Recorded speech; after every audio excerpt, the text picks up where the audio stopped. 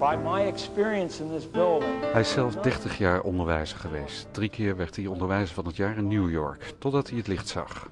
People do what they're told with a minimum amount of resistance. De essentie van een school is dat leerlingen doen wat er van ze wordt gevraagd, met een minimum aan verzet. Het onderwijs zoals we dat nu kennen is ontstaan aan het begin van de 19e eeuw in Pruisen. Prussia did it in order to turn its citizens into machine parts and to make management more efficient. Onderwijs mag mensen dan wel efficiënter maken, maar uiteindelijk gaat dat wel ten koste van hun fantasie en hun ondernemingszin, zegt Taylor.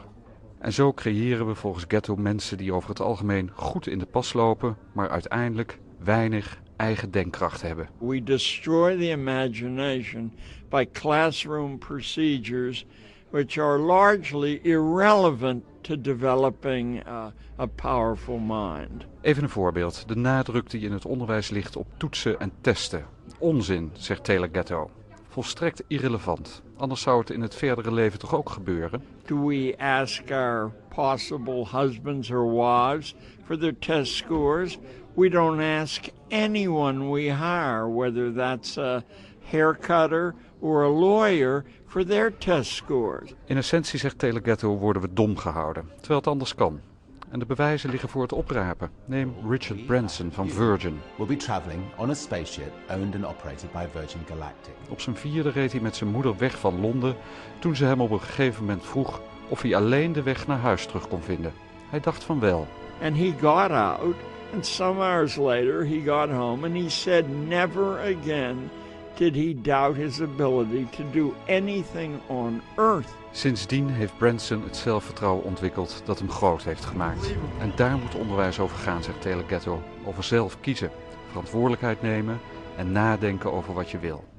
Zo deed Gatto dat ook toen hij nog zelf voor de klas stond. Of beter gezegd, met zijn leerlingen naar buiten ging om hun eigen plannen na te jagen. And allowed our kids to grow up and have responsibility at a much earlier age instead of confining them to seats and desks with bells ringing in their ears. Gaan we nog even door met radicaal denken, het hoger onderwijs, universiteiten. Well, the truth is that university itself is a grand illusion. De universiteit dus als illusie. Kijk naar alle bazen van de grote computerbedrijven. After 6 months, I couldn't see the value in it. And here I was, spending all of the money my parents had saved their entire life. So I decided to drop out and trust that it would all work out okay. It was pretty scary at the time, but looking back, it was one of the best decisions I ever made. For my part, I'm just happy that the Crimson called me Harvard's most successful dropout. But I also want to be recognized as the guy who got Steve Ballmer to drop out of business school.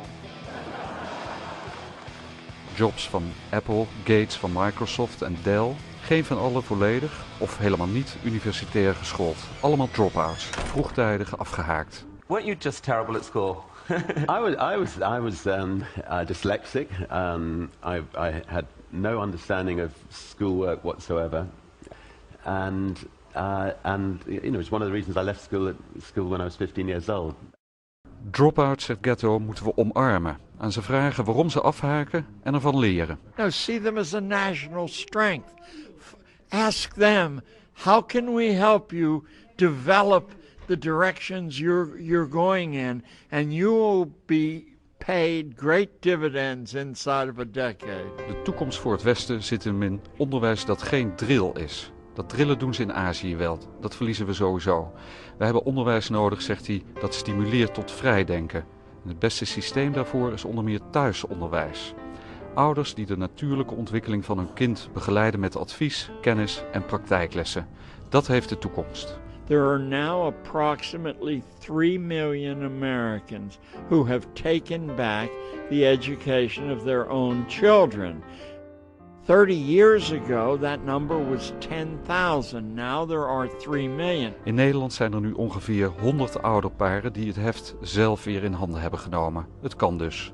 Neem je kinderen serieus, zegt hij, en zie ze als jongvolwassenen.